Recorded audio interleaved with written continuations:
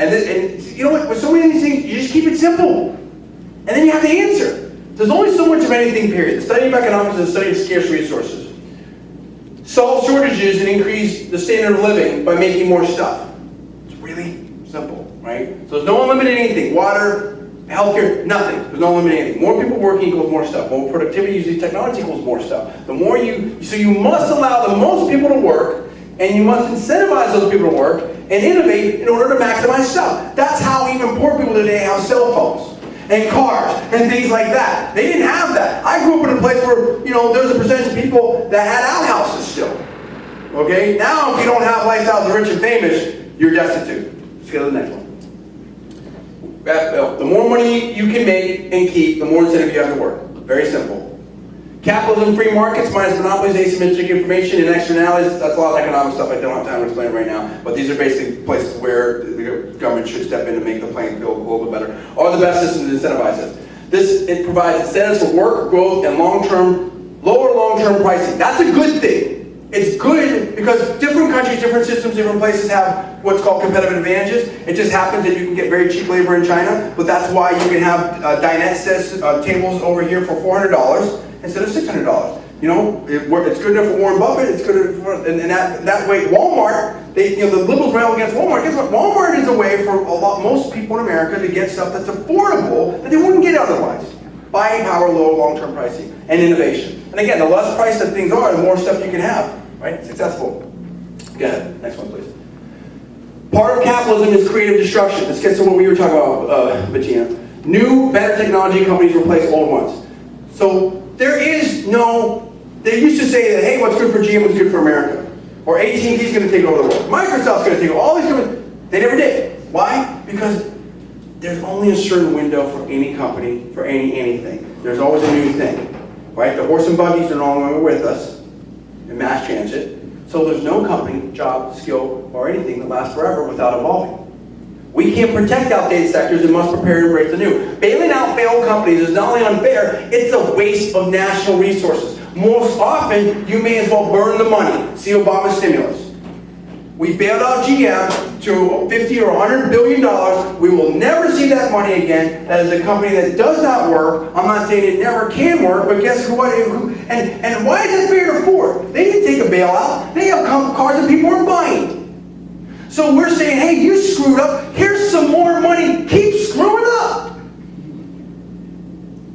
Again, make it simple. If you're incentivizing the people that are screwing up and you're disincentivizing the people that are working, how's that ever going to work? That's like you're still eating pizza every hour. It's not going to work. You get more of what you reward and less of what you tax. Why do we tax investment, savings, innovation? Why do we not tax debt, failed companies, taking out bad mortgages, stuff like that? Solution is get results for the American people. Party doesn't matter, partisanship doesn't matter, media favorites don't matter, plain rhino to the middle doesn't matter, results matter. And true conservative principles and policies work. Enact them, show they work, and reap the rewards. Let's go to the next one. 5 to 6 minutes. Contract with America 2. Now, again, I did all these slides, all these panels, 6 hours of programming in less than a night. So, we're going to flesh this out some more. But the contract with America, the first one, I think I had 10 points or 14 points. I used to work with Newt Gingrich and Tony Blankley when he was Newt's chief of staff and all that kind of stuff, and they had like a lot of points, and it was great. But you know what? We don't need 14 points. We don't need to make sure that we have this 20th point that's easy to do and we've checked it off. If we just do half of this, we're in great shape. Slash government size and spending. Truly decrease the size of the government significantly. Low flat fares. Oh, I forgot to say, when there was that mini depression, they cut taxes, they slashed government, and they averted it. And they were back on track. It's not hard. Low flat fare tax rate, 13 to 17%, Laffer curve. That's the best rate. This has been studied. Nobel Prize winner. Nobel Prize winner. When it really meant something. Right? Right? Best rate on consumption, not income. Again, tax spending, don't tax work and savings. Right? More investments. Eliminate the IRS. So that's all gone. You don't have to go to your accountant anymore. You don't have to go to your tax lawyer anymore. They collect it when you buy something. It also gets the underground economy. It gets the drug dealers and all those people. It gets people that aren't on the books. It's freaking simple. It's brilliant. It's so good that that's why they don't want it. right? Get entitlements under control and solve it. Privatize Social Security. Bush tried to do this. That's the only real way, that's maybe the only real way long-term that's viable. And will help the economy. Now it's really your money. You really have your, I mean, we all like our IRAs. That's your IRA. That's your 401k.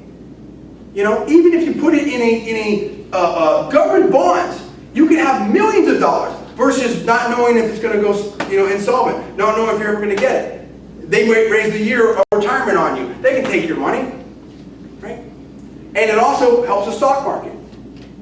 I mean, it's just, right now, it's the biggest Ponzi scheme in the world.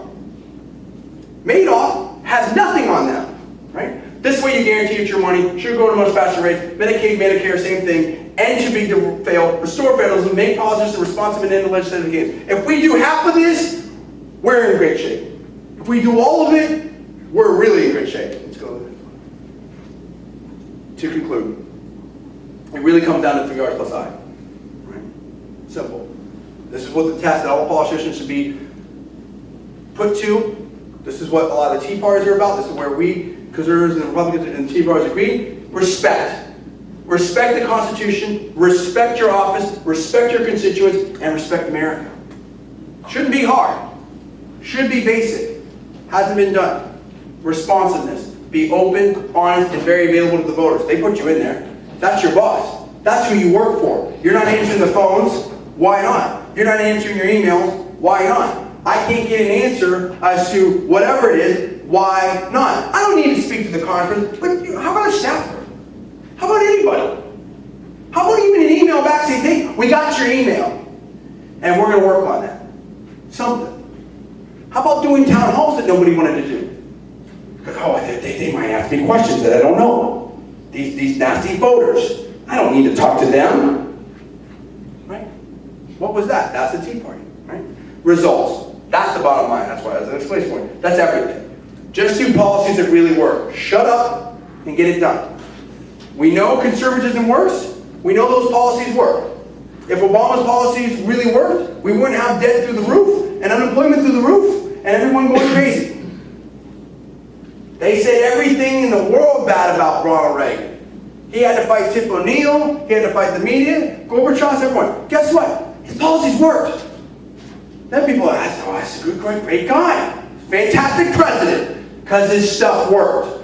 Last one, integrity. I love this quote by Winston Churchill. I use it all the time. I use it in my personal life and everything like that. I like to say, and I believe that I'm the most honest person I know, and I have the most integrity of anyone that I know, that I've met anyway. With integrity, nothing else matters. Without integrity, nothing else matters. I learned that from my dad and my grandfather. You shake a man's hand, I don't care if you have a contract. I'm a fancy lawyer and all that type of stuff. It's your word. Can you be counted on? Can I trust you? I don't care who we put in there, whether it's Rhino, this and that, whatever. That's part of the problem with Rhinos. Can we count on you? Do you shoot straight? I have less of a problem with a dyed-in-the-wool ultra-liberal that tells me who he or she is. Says, I'm for this. But I know where you're coming from. Then someone that's a snake in the grass. Right? And we have plenty of those. We got plenty of those. Now we got a minute or two for these ladies, these wonderful ladies, to give some comments, if they'd like to. Or questions. Actually, I do want to say something. And the problem is deeper, and I think everybody should know this, than Dem versus Republican, the rural versus conservative.